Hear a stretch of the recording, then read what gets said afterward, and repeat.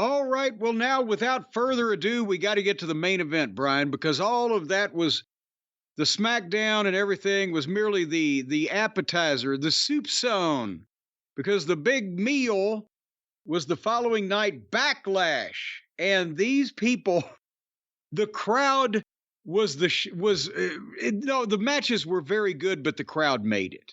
Most of the matches were very good, but the crowd made it because it was. They were just having the time of their life. You could tell they were going batshit insane to be there no matter what was going on.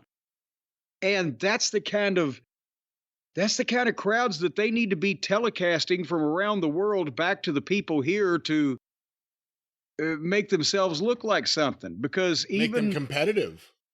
Yeah, well, the fans, yeah, because they're going to teach them something. Oh, we got to do this shit too, because they look like nattering nabobs of negativity compared to these people. I mean, you go back and you look at the footage from the 70s and 80s, and people are going batshit in a completely different way.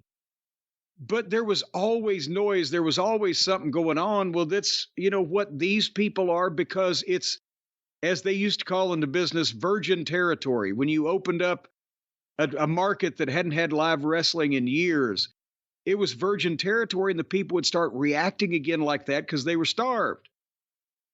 And anyway, what was Cincinnati like when Mid-Atlantic opened up? Well, they didn't sing, and I would have hated to heard if they'd have tried. And there wasn't chants going on, back in those days, except if the babyface, if Ricky Steamboat was down, you go, Ricky, go, that type of chant. But they were on lockups. They were cheering, and the heel could fucking tease pulling hair, and it would sound like he just pulled out a goddamn blackjack. Because they hadn't been spoiled, and they hadn't been numbed to things by seeing it over and over again. And again, this crowd, they said, was 11,682, but it was the all-time arena gate record. So they paid money to be there. And they had a nice little cold open with the geography lesson on France and Lyon. And they said it was the third largest city in France with 500,000 people. So that, to me, the crowd is that much more impressive, because would that make top 35 cities in this country? 500,000 people? I don't know. Well, I thought you knew everything. I don't know that. That's a good question. Well, I know everything for money, but I don't know that. So the point is, they had a lot of people for the market paying extraordinary prices, and they wanted to have fun and be there, and they knew everybody's shit. That's who you heard about, the guys from the 90s overseas tours in the WWF talking about how, they were up on everything. They knew the programs. Yeah, they knew the words to the theme songs in a foreign language. So that's dedication. Anyway. You used to hear that about Germany, the German fans. That they were dedicated, or that they knew all the words to the theme songs in English? Well, just when WWF started going over there, they were just incredibly dedicated fans. But they still didn't learn a second language to be able to sing in it. Well, a lot of the guys didn't have lyrics to their songs back then. They just came out to like whatever Jim Johnston. And I like Jim Johnston as a person, but that's what some of them sounded like too. Goddamn! Even fucking Rodgers and Hammerstein didn't write 700 hits. So anyway, there are people that talk about Jim Johnston like every song was a hit, like everyone was perfect. Not that, like, some were really fucking cheesy. No, and some of them we just kept. And when somebody didn't have music, have we played that one lately? Yeah, the Heavenly Bodies had like Jim the Anvil Neidhart's music or something. Oh yeah. No, and that's not even a slight at Jim Johnston. But again, fucking Lennon and McCartney didn't fucking compose over 15 or 20 years. How many wrestlers came through there? So anyhow, these fans are great. Yes, these fans are great. And speaking of wrestlers coming through there, Kevin Owens comes out and stops halfway down the entranceway. And I think, he's milking it, the crowd reaction, the music and everything. He waited forever. And then He just stood there and waited for Orton. Was he overcome with emotion from his French ancestors, or what was the? It wasn't as pretentious an entrance as I would think Owens would be doing. He was just kind of standing there. He wasn't firing him up or anything. He was taking in the moment, I guess. Do the French consider the French Canadians to just be, like their cousins? Like, it is another country. It's another land. They speak the same language, but... Well, maybe is it like one of those... There are plenty of jerks that speak English. Well, yeah, that's why is it one of those deals like, we don't want to be associated with those fucking French Canadian motherfuckers. They're fake French. We don't know. You don't know. I'll tell you what, they don't put much fucking ice in the drinks up there, I'll tell you that. And then here came Orton, and the people sang his song in English. And they actually were able to carry a tune. He was a megastar to them. I mean, it started out that way. And then here comes Solo and Tama Tonga, and they're going to have the tag team match, and they just jump into a four-way and go to the floor and get a fight. Here come the referees and the agents and chaos and security. And the people were loving this because they don't see shit. Now they got the chaos, right? They were going nuts. Yes. And Aldous comes out and says, if you can't obey the rules, then it's a no disqualification street fight. But it wasn't lazy booking, because that got an incredible pop. And in a situation, this is where you give it to them. You got the biggest house you've ever drawn. You've got a big show on television, pay-per-view, streaming, whatever. You got a hot crowd. Drop the cow. Give them the fucking show, right? Can you imagine, not only for the people in France, but how could the people here would have taken this match if they didn't see something like it not done as well? This was very good. They kept up the idea of a fight. Their shit was stiff. It wasn't silly. It wasn't stupid dangerous. But they still did the goddamn, furniture fight and everything, just at a higher level. And it not only would have torn the house down in France, which it did, but it also would have had more meaning to the viewers here in the United States, at least, maybe Canada, whatever, if they didn't see shit like this constantly done not as well, less good, whatever the metric is. Does that make any sense? It makes sense. Again, virgin territory. They don't have AEW going to be there next week or something. But there's also the difference between virgin territory and the Whore of Babylon. So there's a big difference between the virgin territory and the Whore of Babylon. Yes, can we? There's a lot of branches of the Long Island Railroad in between those two stops. Boy, howdy! I'll tell you what, train after train has gone through that tunnel. Ronkonkoma. You can't go once a year with a street fight, but you can't, like the same thing with the backstage assaults. You can't have 3 in a show or 4 a week or whatever. It just diminishes what the people who have this called for it. There was an issue, there was a crowd, there was a gate, there was remuneration.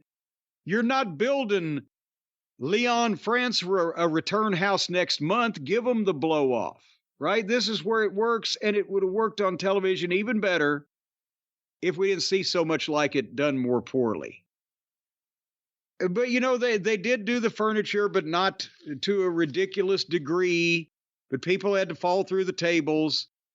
They got good heat on Owens at one point. Then Orton had a big comeback. Then they stopped him, but he hit the RKO out of nowhere on the desk. And they, at one point, you can't control Owens from his demons. So at one point he hit Tama Tonga with 4 chairs, a total of 6 times, and then set up the chairs. So he ended up brainbustering him through the chairs. That, was needless in my opinion, because somebody could be fucked up. But the place went batshit. And Owens covers him, and the referee gets pulled out by another guy, and it's Tama Tonga's brother, Tonga Loa. Now, if it's Tama Tonga's brother, shouldn't his last name be Tonga and his first name be Loa? Or is he a lower Tonga and the other one's a higher Tonga? Well, the other interesting thing is when Haku was in the Islanders, his tag team partner, the Tonga Kid's name was Tama. So are you in? And he's and that's in real life, that's what Fatu? One of the Fatus. Well, that's what I'm saying. Are you trying to say that Haku's children are illegitimate? That's not what I'm saying in any way.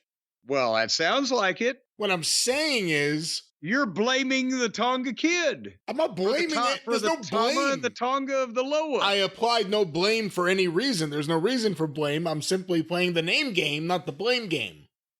Shirley, Boo Burley, Banana Fan. Chuck, Bobuck, Banana Fana. Yeah. Let's do Stan. Okay, so anyway, Paul E. was shocked and amazed by that the brother came in, and the new guy hit Randy Orton with the stairs, and Solo spiked Owens and pinned him 1, 2, 3. And again, I said, great fight and the right place to do it, and they kept it serious, etc., etc. But where's Jacob Fatu? Can you imagine the day? Because I mean, Tama Tonga, he looks good. He's in good shape. This guy, okay. But this is like giving us the garnish and the parsley, and we need the fucking sizzle and the steak. Well, two things. One, so far we were hit with 2 surprises expecting Jacob Fatu. Tama Tonga and Tonga Loa. By the way, both guys, specifically Tama Tonga, because he's been there longer, were kind of not thought of as highly as some of the other guys in New Japan. Look at how well he's been used since he got to WWE. Who's a bigger star now?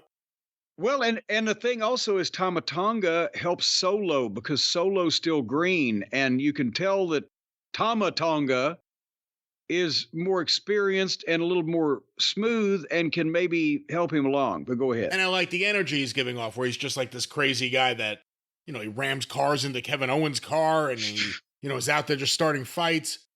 We don't know when they're going to do Jacob Fatu, but the other thing is, we also don't know if Jacob Fatu's past may prohibit him from traveling overseas.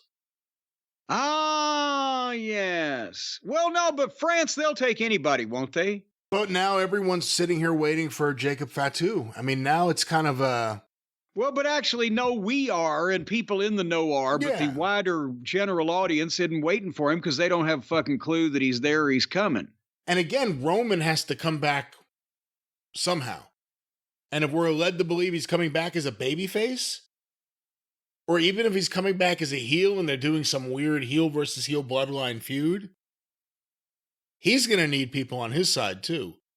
It would be a little weird if it's the Usos right away, just because of everything that's happened. Yeah, but at the same time, Jacob Fatu is the meanest, wildest looking, dirtiest, fucking craziest, most impressive one. All these other guys are clean as shit, right? And they're groomed and they don't scare people. Jacob Fatu's scary. What would worry me is this. Right now it's working, and Heyman's playing his role really well. But if you add another guy that audience has never seen before, all of a sudden you have a stable of 3 relative unknowns to that audience, and one guy who's only been there a little while. Yes. You know, I almost feel like Jacob Fatu could get lost in that a little more than he could if he was just there with someone who had a little more... Well, that's why I'm saying he should have already been introduced in this mix rather than these other 2 guys. I don't know. We'll see where it goes. But I would have shown him the most impressive Samoan first. And nobody has raised the opinion that Tama Tonga or Tonga Loa or Solo, either one is more impressive, especially on first look when you don't know what to expect, than Jacob Fatu. And again, now we have 2 of Haku's sons as part of the bloodline that makes you think maybe there's a chance Haku will be involved in some way. Not that he's going to wrestle, but just as a character in the overall arc. Well, we'll know if people start walking around with missing noses. That must mean Haku's close. That was Jim that said that, Haku, if you're listening. Oh, we love each other. All right, the next match that was going to try to follow this chaos, well, that's where they stuck the women's 3-way. And everybody, I don't like the three ways most of the time, whether it's men or women. They did one right the other day, and otherwise, I like Bailey. I'd like to see her against Tiffany one-on-one, maybe. I'm willing to give Tiffany a chance. I'm not sold on the glowworm here. But but basically that's what happened is that Bailey and Naomi eliminated Tiffany from competition with a double team move, and then Bailey and Naomi got in a fight for 15 seconds, and Bailey hooked her 1, 2, 3.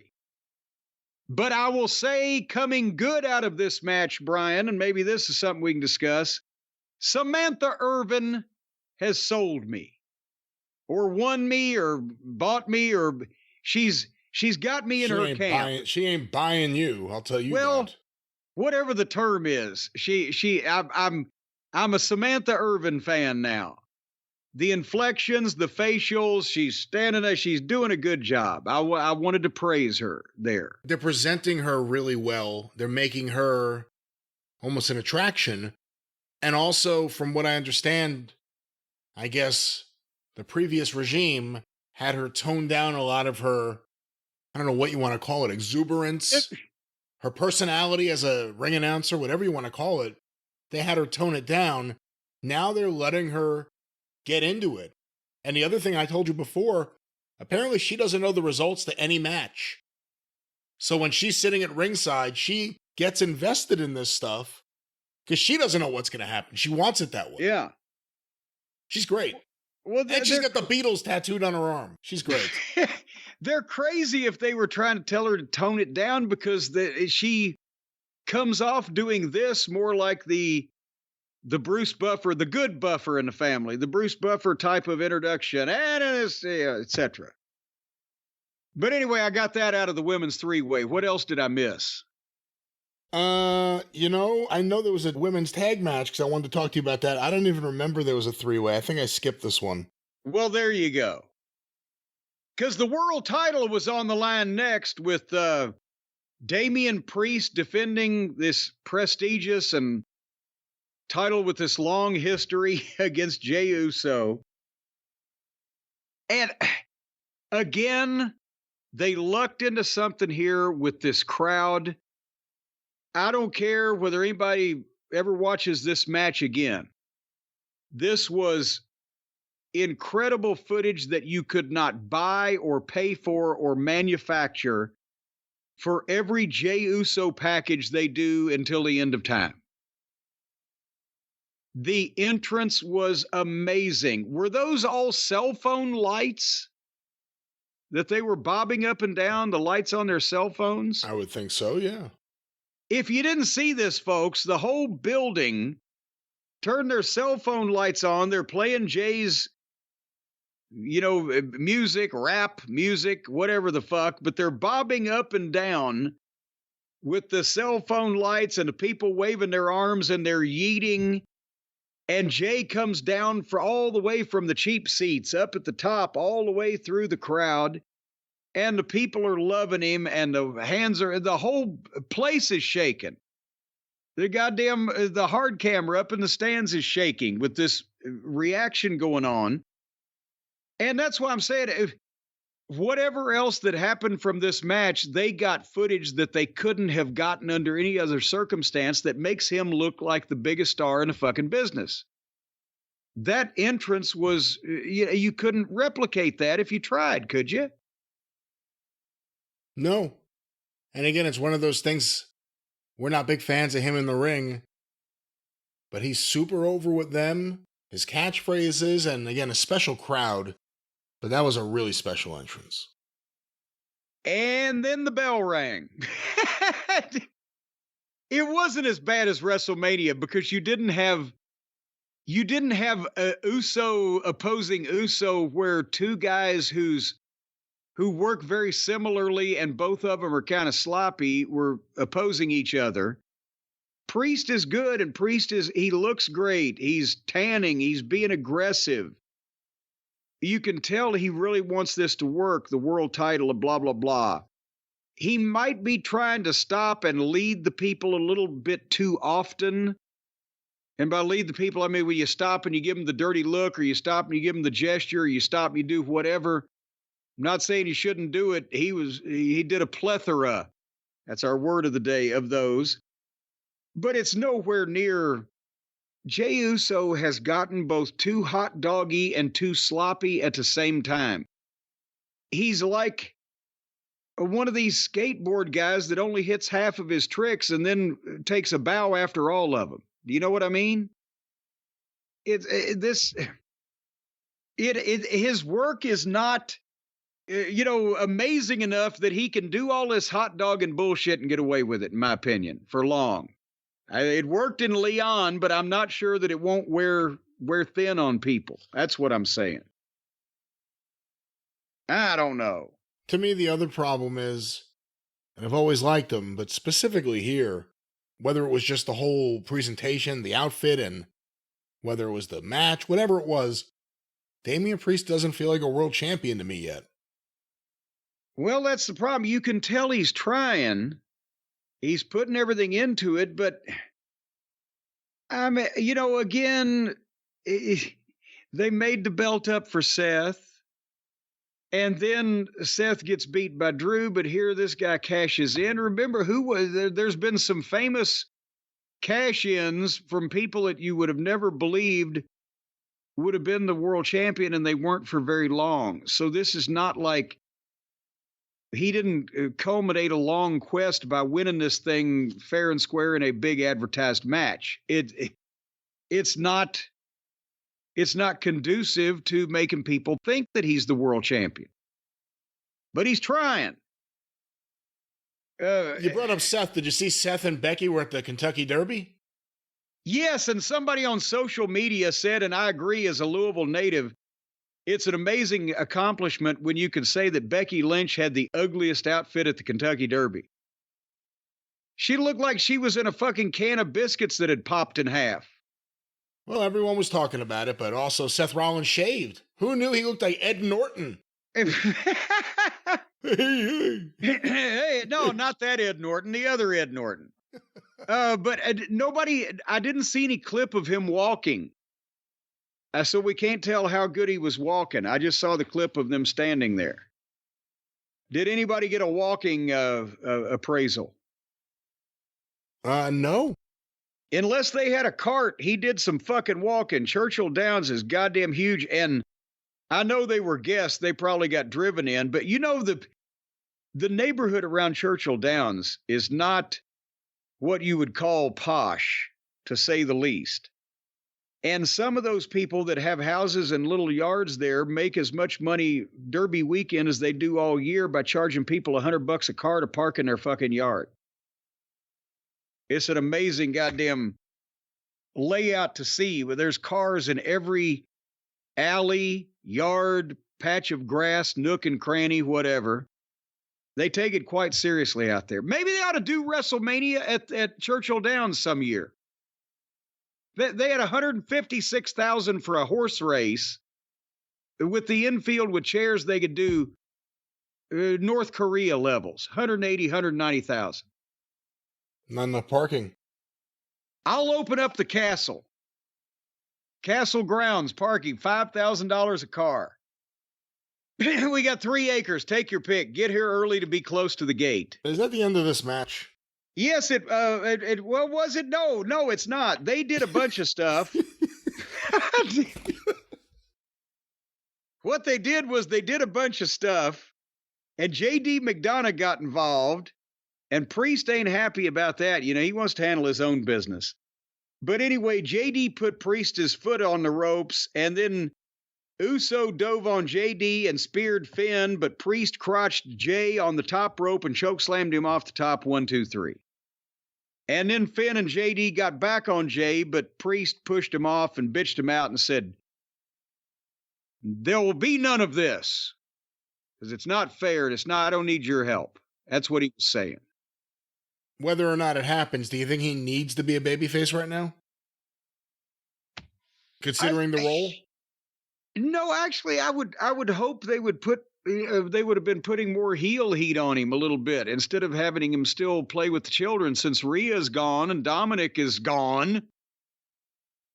Why not let Finn and JD do whatever they need to do and let Damian Priest be a single top heel champion before we go turning him? Because the problem, the more over you are as a heel, the more over you are when you become a babyface or vice versa.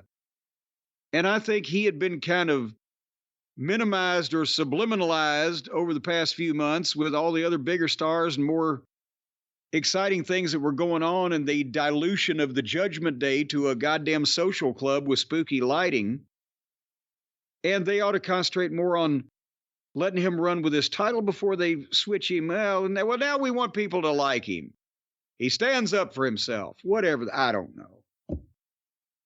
What do you think the odds are he's going to be an official, full-fledged babyface sooner or later? What's the over-under?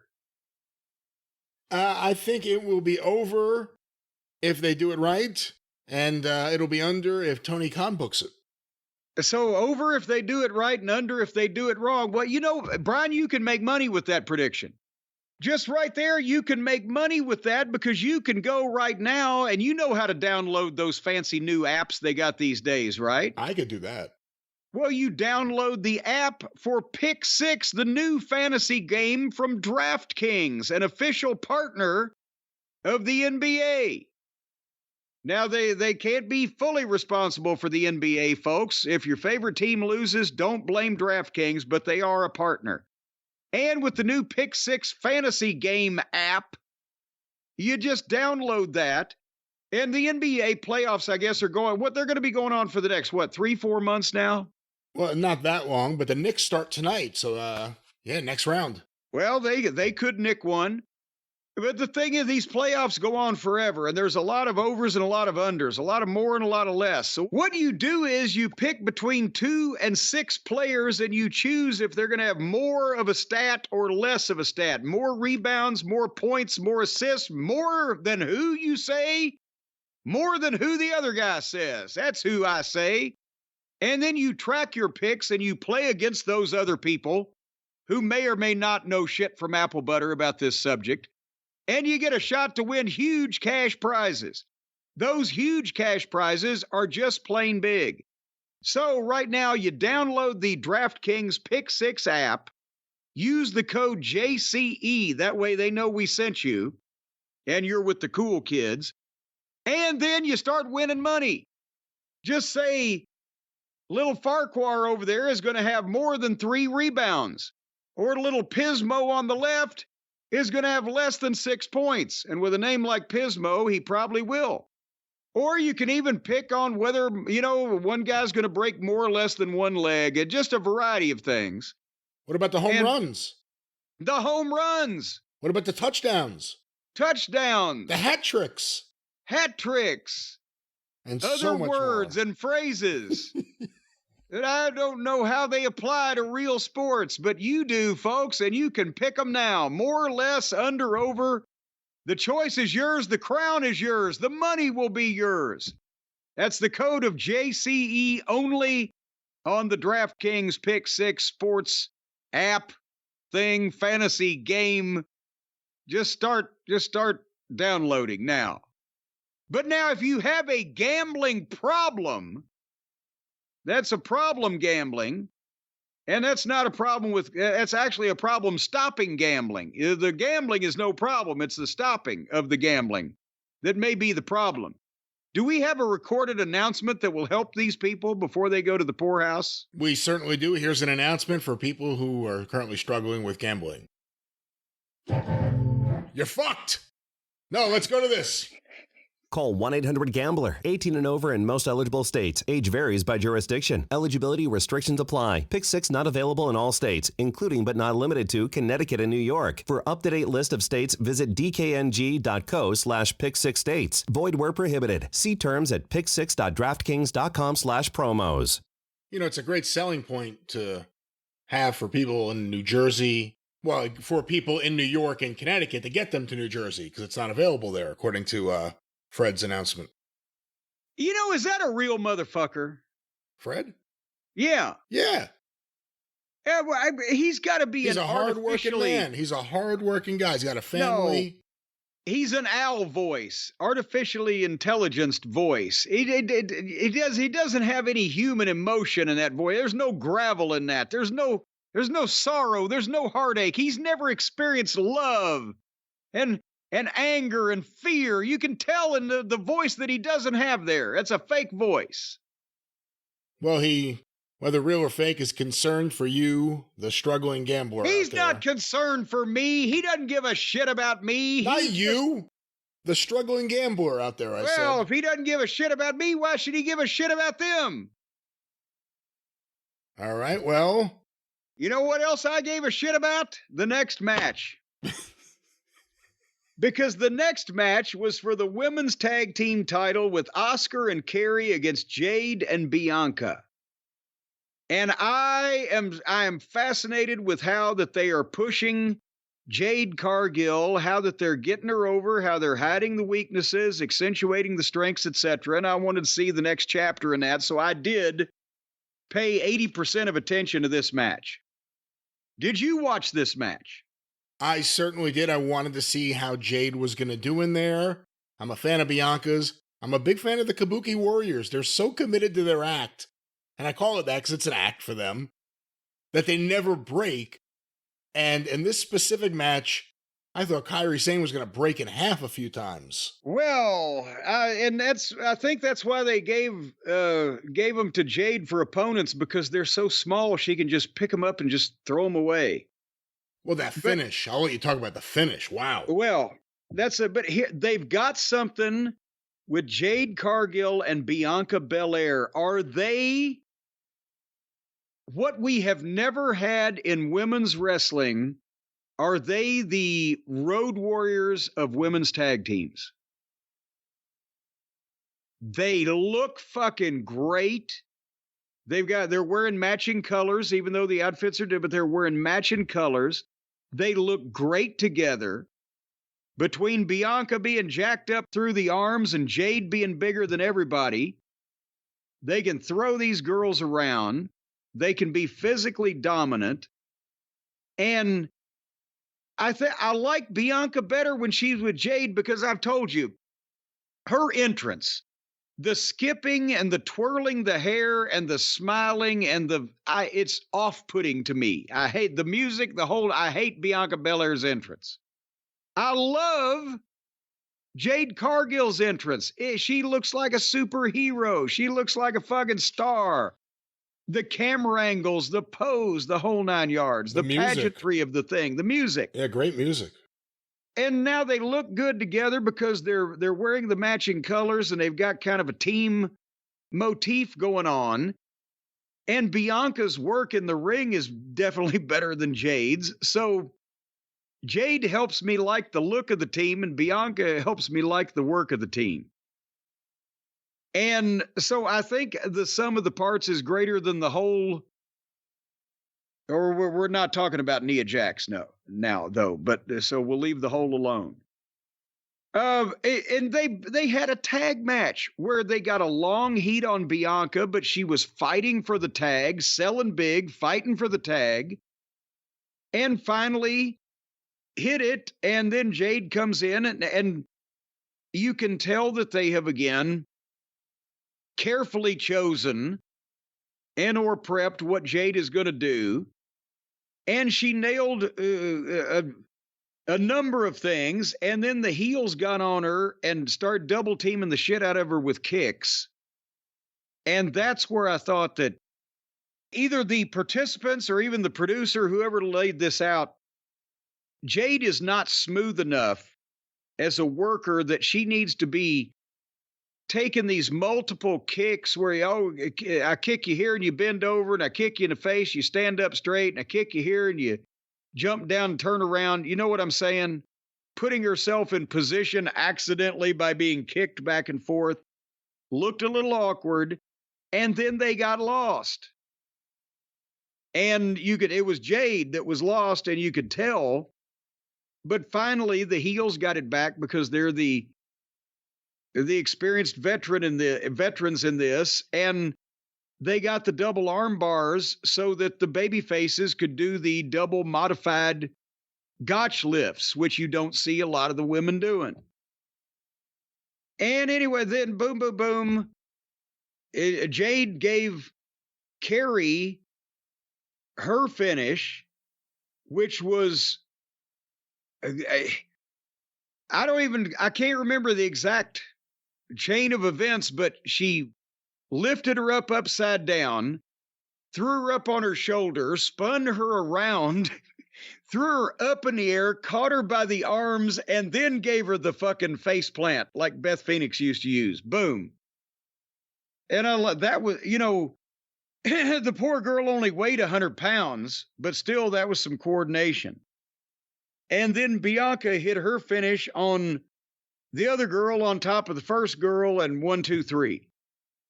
And we got new champions. And they need to be the champions. They need to have the belts.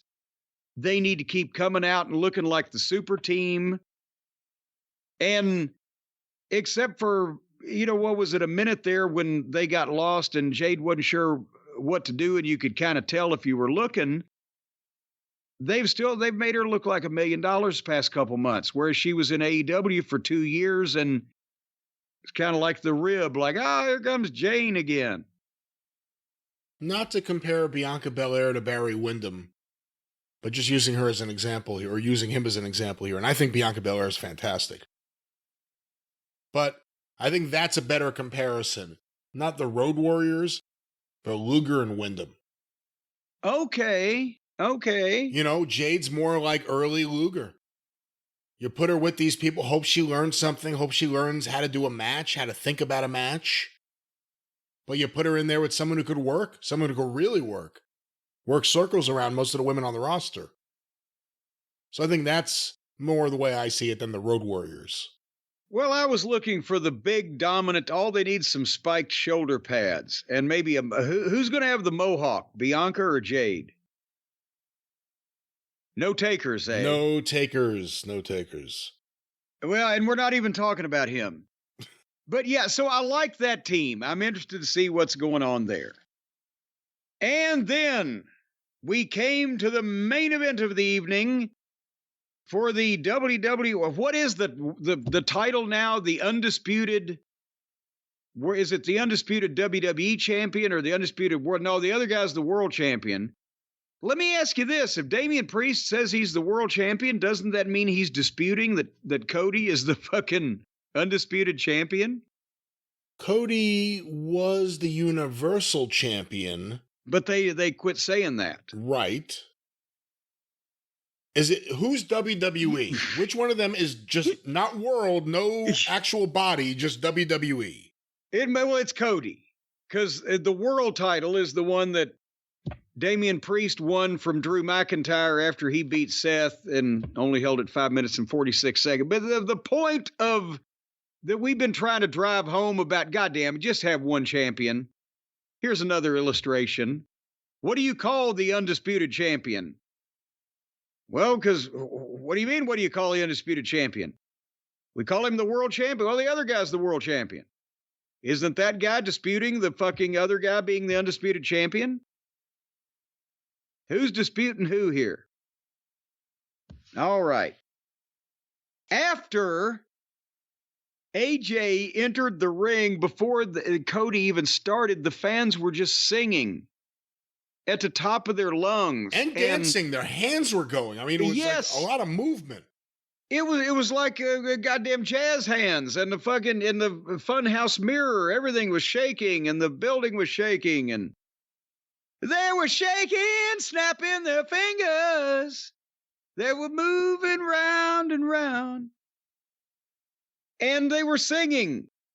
And then when his music hits and he makes his entrance, they're singing his song in the English words, right? And that's where I realized at that point, if the WWE says, fuck it, we're going to do half of our pay-per-views now that it doesn't matter what time zone they air live in anymore.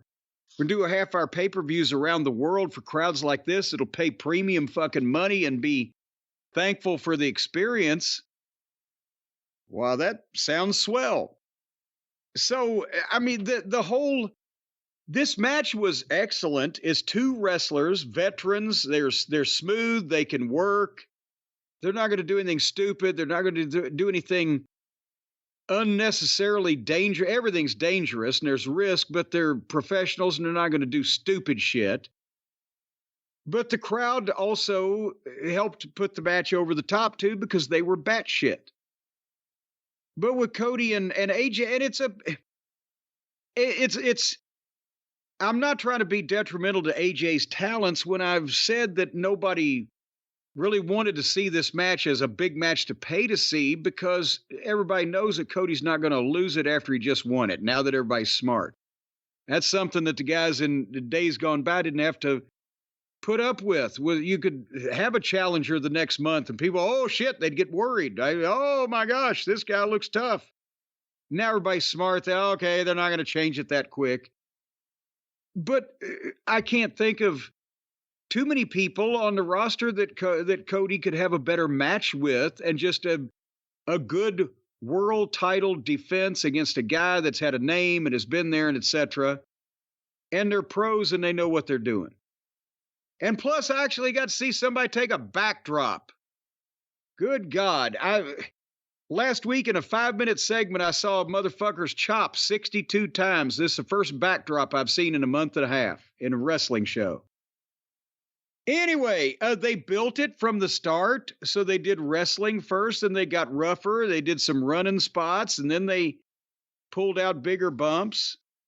And, again, you can't fault anybody's effort in it. And the people in France loved it because it was a great match, and they were loving it because they were there, as we've mentioned many times. At one point, they started chanting "Fight Forever." Do you think Tony Khan is going to take out an ad in French magazines with a discount video game for them? I don't think there's much that could be done to sell that game. If only some people had known well beforehand that game was going to be a bomb. Way beforehand. And gone on tape and on record with it. But nevertheless, they went back and forth, boom, boom, boom. And finally, Cody hit a super Cody cutter from the top rope and then hit the crossroads, 1, 2, 3. Again, great match. It was a contest, no silliness, no burying the referee, not extensive furniture moving. They weren't on the floor for 5-minute stretches because they're professionals and they have talent. They can do this. They don't have to use the smoke and mirrors so people won't know that they're the shits. And the best part about it, at least in my estimation, the whole pay-per-view was over in 2 hours and 50 minutes. Brian, what were your main event thoughts? Yeah, the timing was good. I mean, it was only a few matches. I thought it was a really good main event. And to me, I have a difficult time with matches where you know what the outcome's going to be. You knew Cody was going to win. There's no way AJ was going to win the title. You need something to pull you into it. And the fans singing for AJ every time he had any offense was incredible. It almost got me to think they could do it. Could be one of those Ron Garvin in Detroit moments where all of a sudden the fans can't believe it. It's happened for them. Yeah. Despite any logic or reason to the contrary. That's exactly right. This has happened in front of us right here. For no good reason. Maybe they have a show coming up in Chicago that they could follow up on. But a really good match. Really, really good match. And the crowd was the story. The crowd made the whole event incredible. And, I don't like the Saudi Arabia show so much in the middle of the day, beyond any geopolitical reasons. I don't know, the crowd being, not that they're dead, because they'll probably be dead if they don't cheer and boo, but not that they're dead, but they're probably a more reserved culture that is not used to whooping it up out in public over there. But when you see this show in France, and again, it's in the middle of the day it aired here. It aired at 12:30 or 1:30, whatever it was. In the middle of the day, that's the kind of wrestling I could watch live in the middle of the day, something that lively. It really pulls you into it. Well, and remember, regardless of the time zone, the Puerto Rico show, because they were so fucking into it, because they hadn't gotten a big show. Yeah. And that's where that was the first time we could remember they had to use the small stage and entrance setup to get more people in there. And obviously the Vince loved the pageantry, and there were points in time where you needed to have the big entrance and block some seats off because they weren't selling anyway. But Vince would have taken the pageantry over the fucking profit. I think the new owners are like, we're maximizing revenue, and it looks, to me, I agree with them because it looks like the company is a bigger deal when every seat in this entire giant arena is full with a little stage to walk out rather than, well, I see 10,000 people, but the stage cut half the fucking building off. Yeah, now instead they could return to each one of these places once a year and break the record they set the year before. But that's, they've got England, they got Ireland, they got Scotland, they got Germany, they got France, they got all the other countries that I'm not good enough with geography to list off. But, the Saudi Arabia thing, we know all the various reasons with the politics and et cetera. And also, they just don't seem like, when you look at the crowds, they're cheering, they're enjoying things, but they don't seem like the kind of smart crowd that follows everything and knows the songs, the words, the backstories to all the guys, why they're mad at everybody like the European fans do.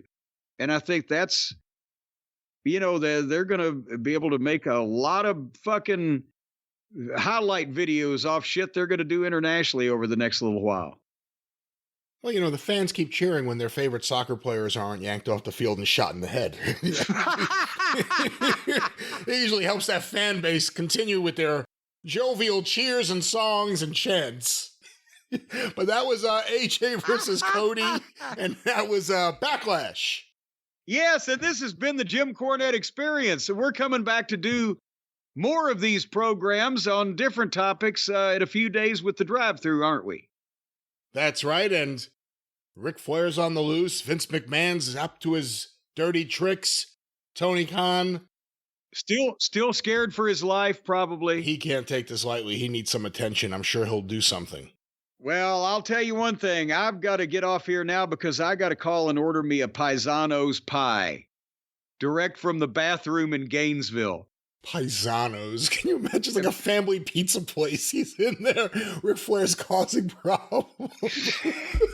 And if the story's true about the old woman in the wheelchair who was blind, and he's eating pizza and wooing people. There's going to be somebody saying, that old bitch wasn't blind. I saw her waving a cab down out of her chair out front.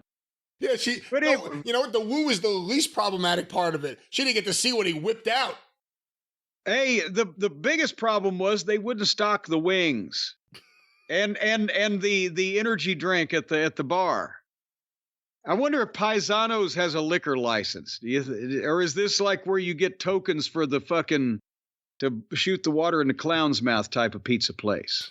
If you're in the area, don't go here. Don't go there. Whatever you do for a relaxing dining experience, go over to Chuck E. Cheese instead. It's much quieter over there. Anyway, are we done here? Hey, Derek. Woo!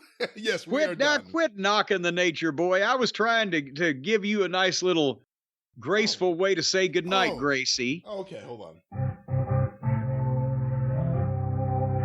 Good night, Gracie. Good night, everybody, and until we see you next time, thank you, fuck you, and bye-bye.